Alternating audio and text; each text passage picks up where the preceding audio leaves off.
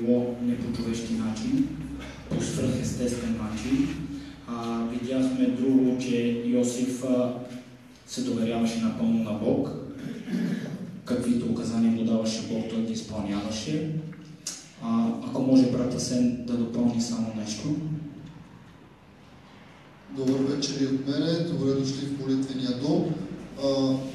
За онези, които бяха и онези, които не бяха миналата седмица, малко по-подробно разглеждахме раждането на Исус Христос, самото раждане, как се е състоило, какво е било и продължението след раждането на Исус Христос в цялата история. Какво разбрахме, кои са най-важните неща? Разбрахме как се е родил Исус Христос, неговото раждане как е станало, не по човешка промисъл, а чрез силата на Исус Христос, на нашия Бог, на Святия Дух. И най-важното, което разбрахме, е това, че се е родил един Спасител, който ни обещава, че един ден ще бъдем с него в рая. И другото, кое виждаме Йосиф и Мария, че непрекъснато се слушват в думите на Исус Христос и вършат онова, което им казва, постъпват с вяра и доверие към неговите изисквания. Сега ще продължим с Матей 2 глава. Ще ви помоля и за вашето участие. Разбира се, не само ние да говорим, може и вие да говорите, което ще стане с дигане на ръка, който иска да каже нещо, съответно може да го каже.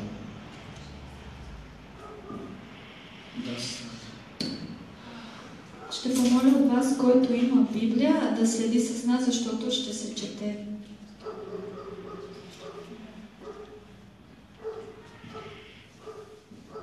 Матей 2 глава започва така. А когато се роди Исус в Витлеем юдейски, в дните на цар Ирод, ето мъдреци от изток пристигнаха в Иерусалим и казаха: къде е юдейският цар, който се е родил? Защото видяхме звездата му на изток и дойдохме да му се поклоним. Като чу това, Ирод смути се и цял Иерусалим с него. Затова събра всички народни главни свещеници и книжници и ги разпитваше къде трябва да се роди помазаникът. А те му казаха: във Витлеем юдейски, защото така е писано чрез пророка. И 6 стих. И ти, Витлееме, земя Юдова, никак не си най-малък между юдовите началства, защото от тебе ще произлезе вожд, който ще бъде пастир на моя народ Израил. И сега имам въпрос към сестра Сика. Кои са всъщност тези мъдреци? Сега ще прочета нещо, което ще разберем по-точно кои са те. Те били от благороден произход, образовани, богати, влиятелни философи и царски съветници, изучавали цялата мъдрост на Древния изток. Мъдреците дошли да търсят детето Исус, не били идолопоклонници, те били праведни, почетни мъже. Те изследвали еврейските писания и там намерили едно по-ясно изложение на истината. Вниманието им било привлечено преди всичко от месианските пророчества в Стария Завет, а между тях открили и думите на Валам: ще излезе звезда от Якова. Тук разбираме, че мъдреците не са евреи, те идват от изток. Те са едни езичници, които изследват много интересно еврейските писания. И оттам разбират, че трябва да се роди цар, който ще бъде спасител на народа. И те предприемат едно много дълго пътуване, за да стигнат до бебето Исус, до царя, за да му се поклонят. Също така тук става въпрос в стиховете, че виждат една звезда, която я следват. Тази звезда я следват по време на пътуването, но през деня не я виждат. През деня почиват и само нощем пътуват. От тук разбираме, че тяхното пътуване се превръща в още по-дълго, защото през деня почиват, а нощта пътуват. И по този начин нали, става по-дълго. Друго, което може да кажем е, че въпреки, че са езичници, хора от изтока, от Арабия, далечна страна нали, от Юдея, въпреки това те чувстват, вярват и чувстват, че искат да отидат и да видят този цар и да му се поклонят. Виждаме една вярност и едно желание да видят царя.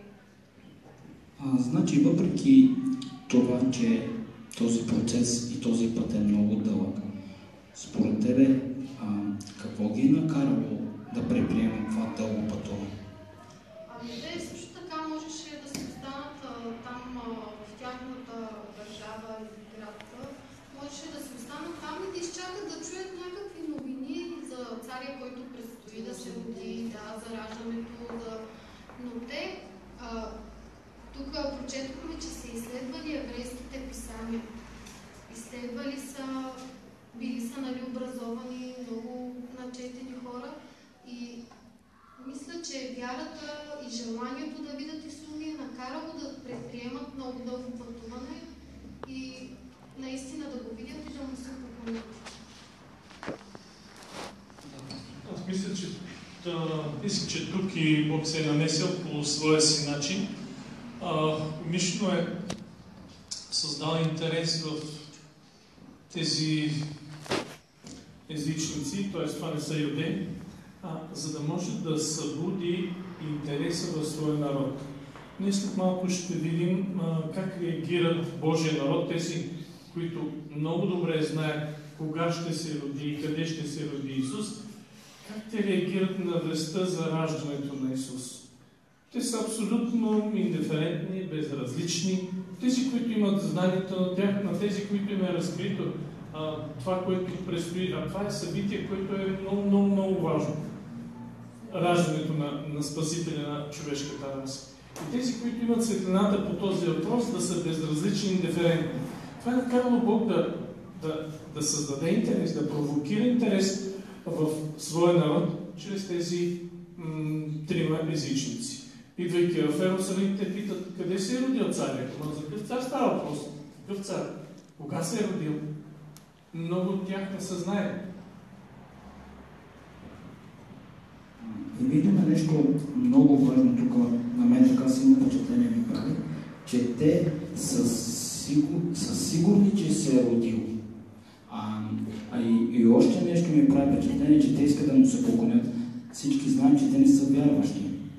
Те са били хора от света. Това с мои думи го казвам. Хора от света. Но въпреки всичко, те идват да му се поклонят. Това всъщност на мен ми прави страхотно впечатление, а и може би една страхотна поука за мен. Да, още нещо ми хрумва. Тези хора не се спират пред опасности, трудности и препятствия. Толкова далече, толкова път, само за да видят някой, когато не познават и дали ще се роди, дали няма да се роди, кой може да каже със сигурност. Те са прочели, че ще се появи звезда, виждат звездата и затова са пътували пред нощта, защото звездите нощта се явяват и тази звезда е бил техния пътеводител. Не са си спестили нито усилията, нито дългото пътуване, нито жертвата, която е трябвало да направят. Очудвам се на такава вяра. Това е страхотна вяра. Съпоставяйки я с Божия народ, там не виждаме нито жертви готовност, нито желание да се следва белега или звездата, която Бог е поставил. Там са напълно безразлични. Докато тези хора от чужда държава правят нещо много важно, много сериозно и жертват наистина. Всъщност имало опасност да бъдат пред нощта, да се пътува. Как ви се струва? Имало и зверове, пустини и така нататък, разбойници. И тези хора, без много да умислят, без да се притесняват, решават да предприемат това рисковано пътешествие. За какво? За да видят някакво бебе. Уж било цар. И кой може да го докаже?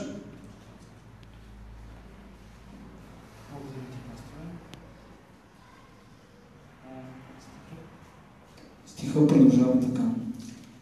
Тогава Ирод повика тайно мъдреците и времето, когато се е явила звездата.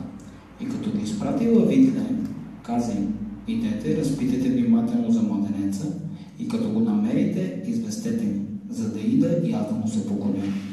А те като изслушаха царя, тръгнаха се.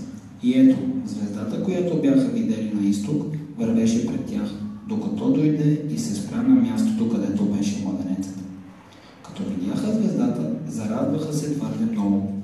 И като влязоха в къщата, видяха младенеца с майка му Мария и паднаха да му се поклониха. И отваряйки съкровищата си, принесоха му дарове – злато, ливан и смирна. И понеже бяха предупредени от Бога на сън да не се връщат при Ирод, те си отидоха през друг път в своята страна. Сега имам един въпрос към пастора. Защо ги вика всъщност таен Ирод?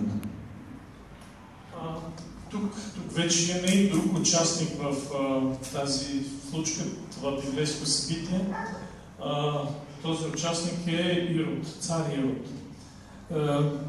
Историята докладва за него, че е бил много жестока личност. Не се е спирал пред нищо, само и само да запази престола си, властта си. Дори посяга и на синовете си. Всеки, който бил някаква заплаха за неговия престол, той го премаха. Страшно много властолюбив и много жесток човек. Този човек се притеснява за престола си. Цар Ирод се притеснява за престола си. Има конкурент, родил се някакъв цар, веднага му светва червената лампичка.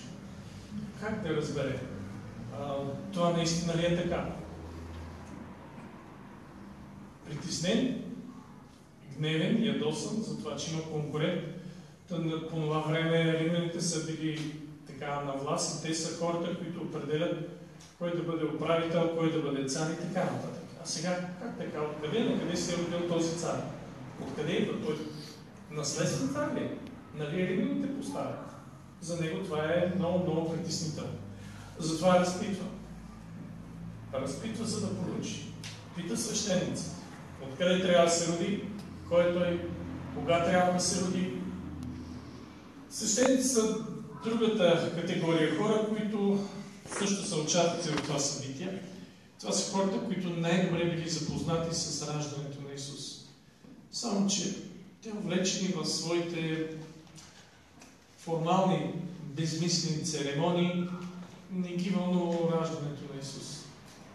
Те знаят, че според тях спасението е, че остават да си вършат церемониите, да си обявяват постове, да се молят на обществени места.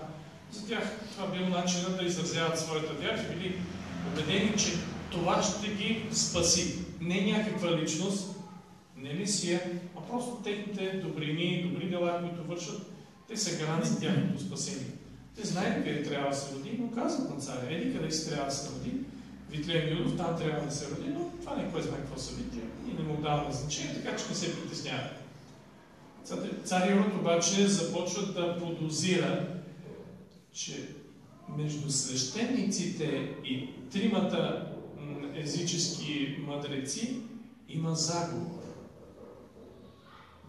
Той е много мнителен. Тие са решили да ме съдят от престола. Тие са скрили нещо против мене. Първо пита фарисеите, книжниците, къде трябва да се роди. След това се интересува и от тези трима мъдреци. Абе, вие звезда говорите, това е тази звезда, цар, какъв е цар, откъде идва, как се... За какво става въпрос? Аз не знам за какво става въпрос. Преструва се, че е много заинтересован. И то така с добри намерения. И те му разкрият това, което са чели от писанията, че трябва да се роди цар, Месия и така нататък. Вече цар е наясно, цар Ирод е наясно и плана веднага се задейства в неговия мотив. Как да премахне този свой конкурент? Този, който може да вземе неговия пост. Цар си направил бързо и веднага след. Но тук виждаме, че като видяха звездата, зарадваха се твърде много. Защо са се зарадвали всъщност? Те са невярващи хора. Да, те са невярващи, но си мисля, че тук те виждат целта на своето пътуване вече е реализирана. Те са следвали звездата на този момент. Тя се спира над Витлеем, точното място, където е пророкувано, и те са убедени, че раждането на Месия вече не е само предположение, то е реалност, то е истина, то е факт. Това е, което според мен ги радва. Те са сигурни, вече са убедени, че Спасителя на света ще се роди тук. И мен прави впечатление, че тези хора се вълнуват от това важно събитие, много важно събитие, докато другите са взети от грижите си, фарисеите от своята праведност. Всеки на някъде нещо тича, нещо прави, но не се интересува от спасението от Спасителя. А какво му струва на небето? Нашето спасение, това вече би трябвало наистина да ни накара и ние да се замислим. Значи аз виждам и в тези мъдреци виждам и реакция. Според групата, и въпросът е директно към пастора, каква е реакцията на мъдреците всъщност? Много зарадвани, бедени, те правят онова, което Божия народ не прави. Всъщност, пак ще повторя мисълта си, че чрез тях Бог иска да привлече вниманието на своя народ към раждането на Месия. Това, което е трябвало да го направят те, които са имали светлината по този въпрос, и не само по този, го правят езичници. В същото време това е и укор срещу тях. Вие трябваше да бъдете хората, които да известите на другите за раждането на Месия. Вие трябваше да бъдете готови да посрещнете на раждането на Месия, на това бебе. Но вие не сте готови. И ето трябва да дойдат чужденци отвън, за да ви обърнат внимание, че при вас се случва нещо много изключително. Страшно голямо и велико събитие. Божий син се ражда като човек тук на земята, за да спаси човешката раса. Да. На мен ми прави впечатление, че още в самото начало, като в Иерусалим, къде е юдейският цар, къде ще се роди, за да отидем и да му се поклоним. И наистина, като влизат в къщата, първото нещо, което правят, падат и се покланят на Спасителя на целия свят. А защо, друго ми прави впечатление, защо Бог не допуска Ирод да отиде да се поклони на бебето, след като в 8 стих казва и като ги изпрати във Витлеем, де факто Ирод изпраща мъдреците във Витлеем, им каза, идете, разпитайте внимателно за детето и като го намерите, известете ме, за да им ида и аз да му се поклоня. Откъде разбираме, че Ирод нямаше намерение да се поклони на бебето, както мъдреците го направиха. В 3 стих ясно ни казва, като чу това, цар Ирод се смути.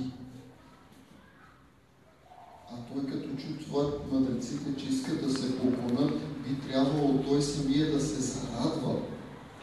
А той не се е зарадвал, а се е смутил. Съответно, ако иска да се поклони, той би трябвало и той да се зарадва. Но тук разбираме, че той се е смутил и затова Бог не допуска той да стигне до бебето Исус, както ще разберем малко по-нататък. Значи на мен пък ми прави нещо друго впечатление. Виждаме и на места на Бога. В 12 стих казва така, и понеже бяха предупредени от Бога на сън, да не се връщат при Руд, те си отидоха през друг път в своята страна. Значи, освен на местата на Бога, виждам тук и покорността на тези мъдреци, въпреки че не са вярващи. Те се доверяват на Бога и правят това, което всъщност Бог изисква от тях, а са невярващи. Само нещичко. Бог се намесва в този случай, за да запази вече родилото се бебе Исус Христос. Бог е знаел намеренията на цар Ирод. Кажете ми къде е, за да иде и аз да му се поклоня, че тръгни с нас, бе. Елата да не му се поклони, ние отиваме на поклонение, дойде и ти.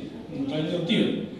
Явно неговият план е бил да разбере само къде живее, къде се е родил това бебе, къде се намира неговия конкурент и след това намеренията са били да го убие. Затова и Бог не съм предупреждал Йосиф и Мария. Бягайте, царя има страшни намерения за вашето бебе. Точно така. 13 стих продължава така. А след като си отидоха, ето ангел от Господа се яви на сън на Йосиф и каза: стани и вземи младенеца и майка му и бягай в Египет и остани там, докато ти кажа, защото Ирод ще потърси младенеца, за да го погуби. И тъй, той стана, взе младенеца и майка му през нощта и отиде в Египет, където остана до Иродовата смърт, за да се сбъдне реченото от Господа чрез пророка, който каза: от Египет повикаха сина. Тогава Ирод, като видя, че бе подигран от мъдреците, значи до 15 стих. Ще го прочита пак, защото съм го объркал. А след като се отидоха, ето ангел от Господа се явява на сън на Йосиф и каза: стани, вземи младенеца и майка му и бягай в Египет и остани там, докато ти кажа, защото Ирод ще потърси младенеца, за да го погуби. И тъй той стана, взе младенеца и майка му през нощта и отиде в Египет, където остана до Иродовата смърт, за да се сбъдне реченото от Господа чрез пророка, който казва: от Египет повиках сина си. Имам въпрос към групата. Защо са изпратени в Египет?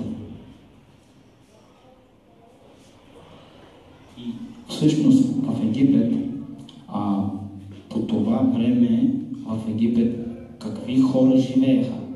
Нямаше ли опасност дори в Египет да има хора, които са подчинени на Ирод и така?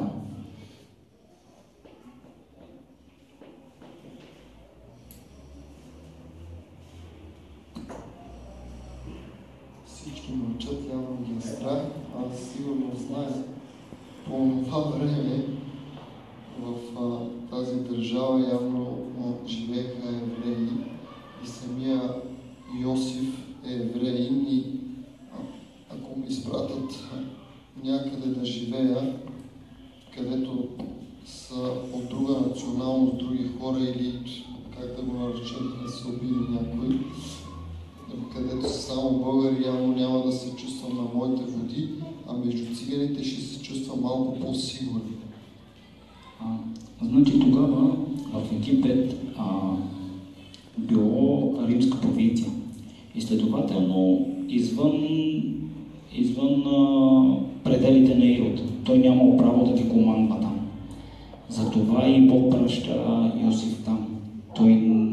Там няма заплаха за него. Освен това, както каза и брат Асен, там по това време са живели евреи и той се чувствал в свои води, един вид. Но искам и друго да кажа. Защо? Значи, виждаме тук, че Исус Христос, Бог, първо на мъдреците се явява на сън и те изпълняват, но виждаме, че няколко стъпки прави Йосиф, които той продължава да се покорява на Бог. Вече Исус се е родил, отново му се явява ангел в съня и той продължава. Значи той Йосиф е уникален Йосиф. Виждаме, че стиховете казват, че той продължава да му се доверява. Въпреки всичко, въпреки страха, че може не само бебето да умре, ами може и те да пострадат. Не е само страха за бебето, може и те да пострадат. Но той въпреки всичко се покорява на Бог и изпълнява това, което Бог изисква от него.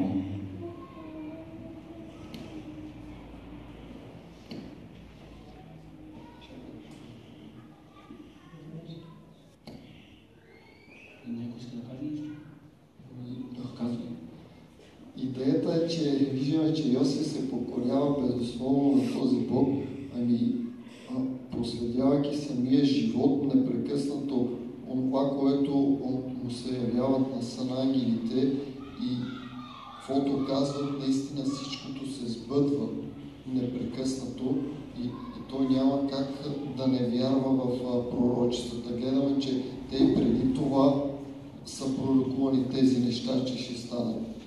Но ръководейки Йосиф Божия дух, той го слуша, защото наистина, което казват ангелите, както казват, така се случва.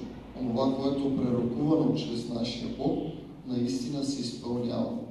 И в самия живот на Йосиф той гледа как нещата се подреждат, както сам Исус Христос казва. Да правя сравнение, паралел между реакцията на цар Ирод и на тези мъдреци от изток. Те се радват, те жертват време, усилия, готови са даже живота си да жертват, опасност имало за тях. Намират младенеца Исус, бебето Исус, покланят му се и му принасят дарове, скъпи дарове. Злато, ливан, смирна вещан, да. Това са, така изразяват почита и уважението си към царя на царете. Реакцията на човека, който има власт, но няма присъствието на Бога в себе си. Ирод. Има власт, но няма Бог в себе си. Иска да убие. Иска да убие този, който е дошъл да се жертви за него. За всички хора, включително и за него. Жестокостта заслепява човек. Прави го сляп и той сам се лишава от живота. Сам се лишава от живота. Бива единствената възможност, единствения шанс за спасението. Решава да убие единствения шанс и възможност за спасение както на себе си, така и на цялата човешка раса. Това е трагично и ние би трябвало така да се опитаме да погледнем към себе си и да си отговорим на въпроса какво е моето отношение към Исус. Може би го имам за странник, може би за опонент, за враг, за някой, който ми не само чуж и странен, меко казвам, но някой, който е готов да ми отнеме нещо, което е много скъпо. Като вярващ човек разбира, че Исус ми каза, че трябва да се отрека или да жертвам някой любим грях. Какво е моето отношение към него? Като деспот, като някаква жестока личност или като Бог, който желае моето добро?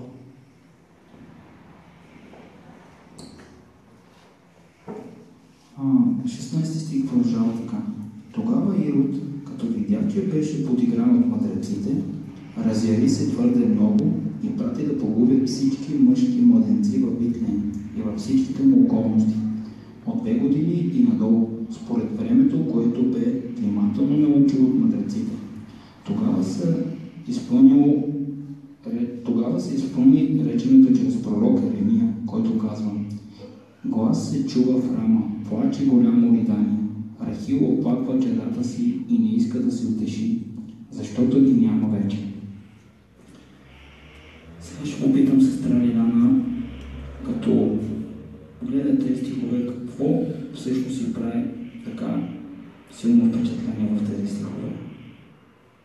По-рано разбрахме, мъдреците имали сън, в който Исус Господ им каза, че трябва да не отиват при Ирод и да не му казват къде се намира бебето Исус.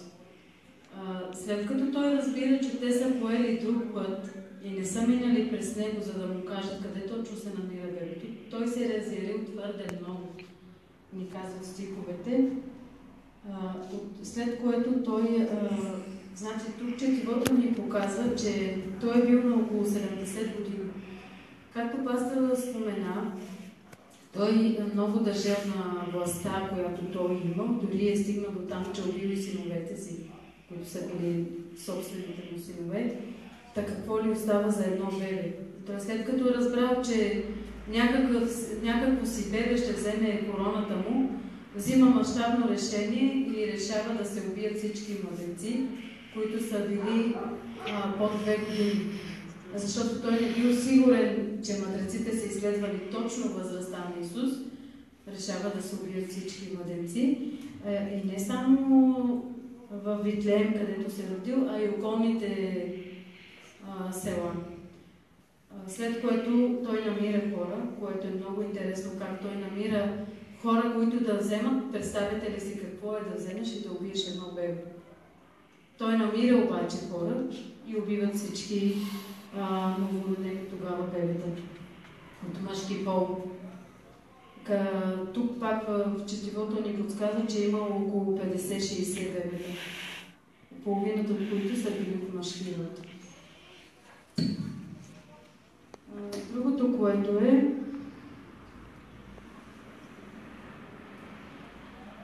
това е най-важното, което мисля аз, че как е могъл той да вземе такова страшно решение. Представете ли си колко зъл е бил той?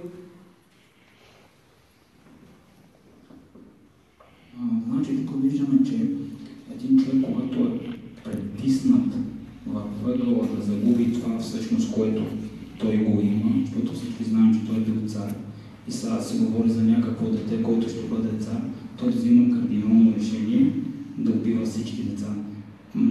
Значи това трябва да си не мога да го кажа с думи какъв човек, за да го направиш. И не човешко. Това не е човешко.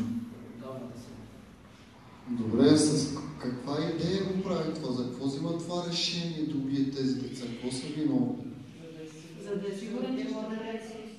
Моля? За да си да речеш убива дете. Конкуренция. За да е сигурен, защото в всичките тези деца ще участва и бебето Исус, ще бъде и той погубен. За да, даже като ли година, вижте, до 2 годинки бива младици. За да е сигурен, че ще царя, че за да е сигурен, че ще убие Христос. Дори би покачва и границата, 2 годишни. Не знам на вас колко ви прави силно впечатление, че не знам, но специално на мене, като гледам през какви неща трябвало да се мине, това е всичко в спасителния план. Това се случва всичко заради нас днес, за да може да достигне веста и до нас за Исус. Не знам какви неща са се случвали, какво е преживял самия Исус Христос, но в днешно време ние седим и си играеме като на криеница с нашия Бог. Само ако помислиме какво е било тогава на тези родители да се реши това нещо да стане, в 18 стих казва, че Рахил не искаше да се спре, защото ги няма вече. Не знам, трябва всеки да си направи сметка за самия себе си. Значи, докато говори върната се, така ми идва на ума, че като ли това действие на Ирод се е превърнало в наше време. След като виждаме и чуваме, че за територия се трепат, убиват и така нататък. Значи това негово действие като ли се е превърнало в наше време. Може ли само още нещо да допълня в това, което ни казва тук цитата? Не бива дори за миг да допускаме, че тези деца са били големите грешници в цял Израил.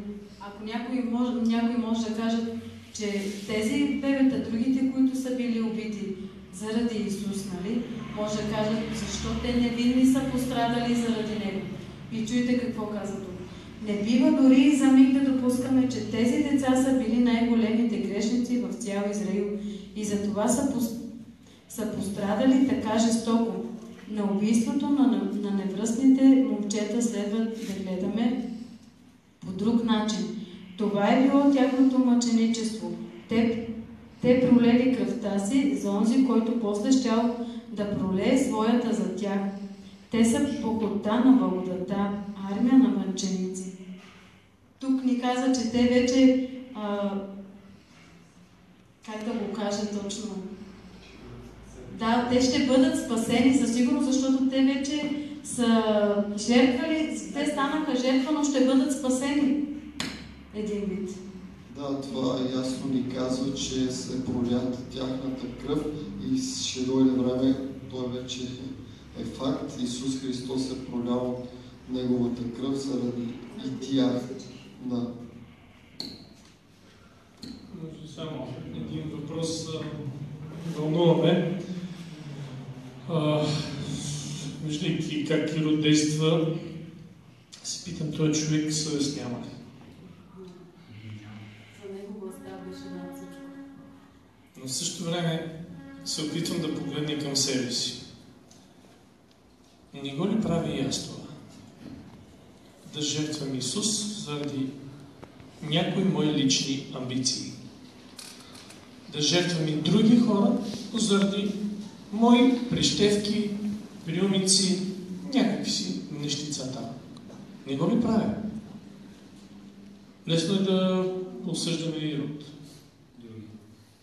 Много е лесно. Но нека да погледнем към себе си. Юда предаде Исус за 30 сребърника. Аз мога да го продам по-евтино. Ирод уби децата си, уби други невинни бебета, за да запази престола си. Аз. Не би ли трябвало да жертвам греха си, а не Христос? До кога ще го жертва на Него? За да запазим греха си, амбициите си, жертваме невинни. Било други човеци, които нямат вина спрямо мен, било този, който дава живот. Страшно е. Страшно нещо е греха. Просто ни заслепява, а ние така лесно, така бързо се хвърляме в прегръдките му и така си го ухажваме, така си живъркаме с него и вършим страшни неща понякога, без да ги осъзнаваме.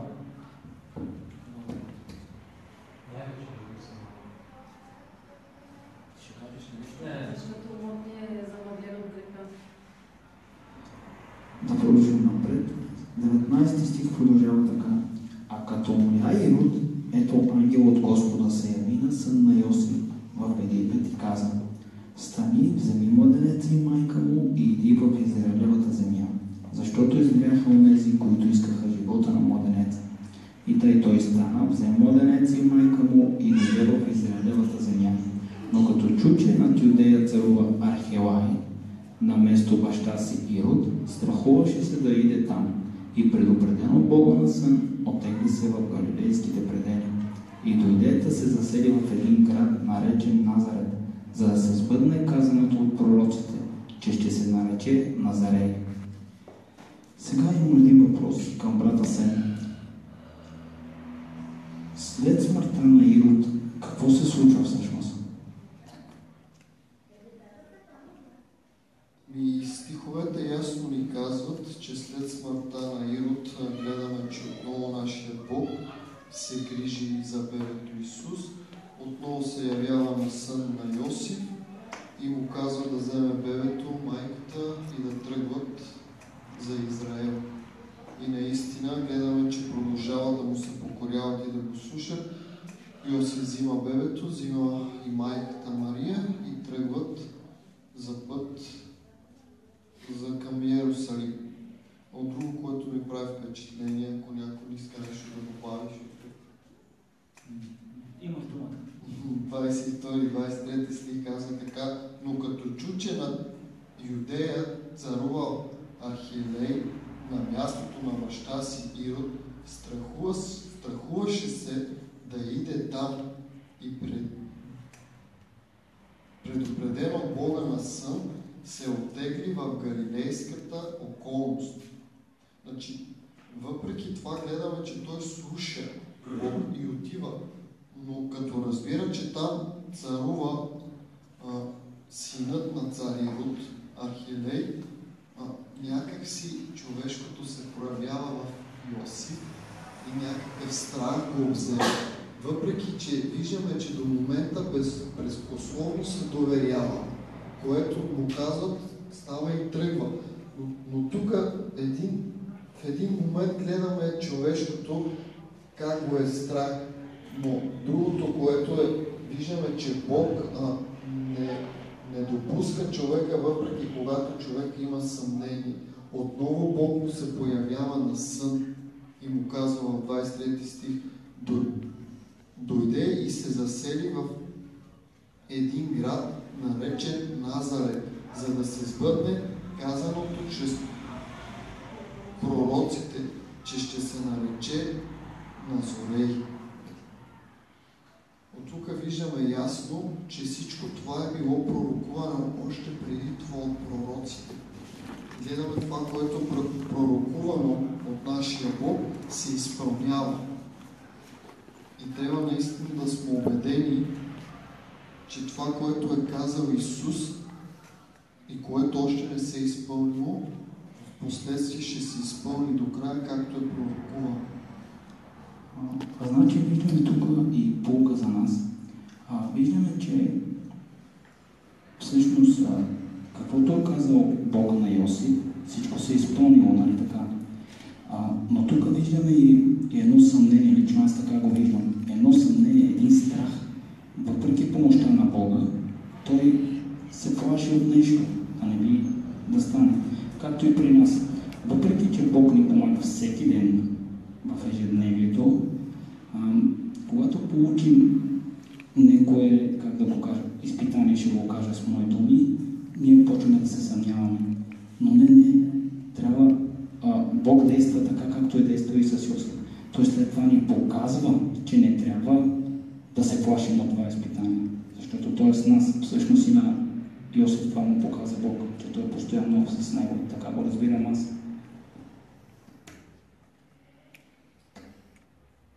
Някой друг ще каже ли нещо? Да, пастор. За себе си правиш следния извод. Каквито и тактики и методи да използва Сатана с различните хора. Ирод за мен е инструмент на Сатана. Книжниците и фарисеите също своето безразличие и формална набожност също са инструмент на Сатана. Римските войници също са инструменти, с които Сатана си е служил. Няма значение какви хора, с колко голям авторитет, колко са силни, колко са мъдри и така нататък. Няма значение кои Сатана ще използва за своя план и намерение. Край на краища Бог има последната дума. Всичко, което е според Божията воля и според Божиите намерения, накрая то тържества на всичко останало. За себе си виждам утеха и насърчение. Колкото и да са жестоки хората, каквито и намерения, пък или там планове да са замисли и да се стремят да ги реализират, Бог винаги ръководи събитията. Да, той допуска и страшни неща да се случват, но в край на краищата той е последната дума.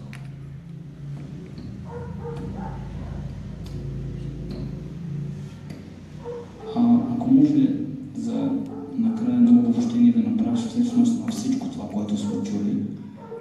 Да, първото нещо, първата полука, която за себе си вадя, това е основа на това, което четохме, моето отношение към вестта за второто идване на Исус.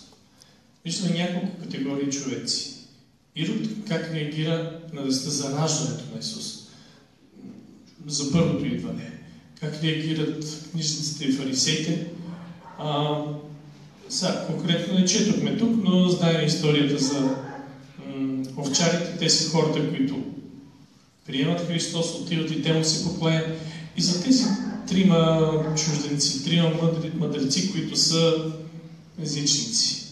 Различни категории хора реагират по различен начин на вестта за първото идване, за раждането на Исус Христос. Сега ние трябва да си правим изводи за себе си. Коя категория хора сме ние и как реагираме на вестта за второто идване на Исус Христос? Подготвяме ли себе си? Помагаме ли на другите да се подготвят? Какво е моето отношение към самия Исус Христос? Не само към вестта за Неговото скорошно идване, но и към самия Него. Би било добре да се замислим над тези няколко категории хора и тяхната реакция спрямо раждането на Исус, за да си вадим поуки за себе си, за нашето лично отношение към вестта за второто идване на Христос. Жесток ли съм спрямо другите? Или може би да съм от категорията на онези мъдреци, които търсят, изследват, жертват, правят всичко възможно и с радост се покланят на Спасителя на този свят.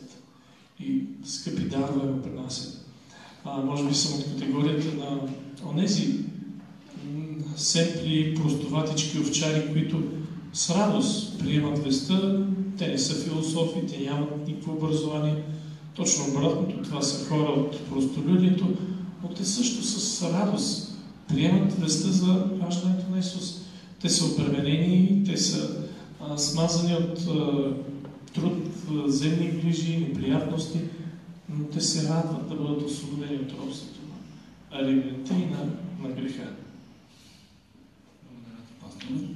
И накрая само да не забравяме, Бог има последната дума. Да, така е.